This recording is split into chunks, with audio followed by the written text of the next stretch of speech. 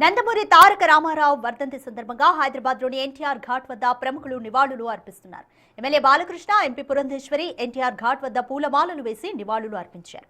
ఇప్పటికే మంత్రి నారా లోకేష్, నందమూరి కళ్యాణ్ రామ్, పలువురు ప్రముఖులు నివాళులు అర్పించారు.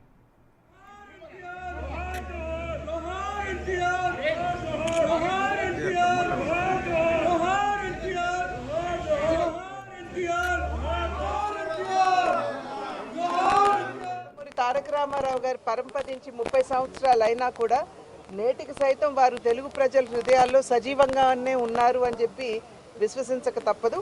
రాజకీయాల్లో అడుగుపెట్టిన తర్వాత రాజకీయాలు కేవలం అధికారం సాధించడానికి మాత్రమే కాదు, ఆ అధికారాన్ని ప్రజాసేవ మాధ్యమంగా వినియోగించుకోవచ్చు అని నిరూపించినటువంటి మహనీయుడు వారు.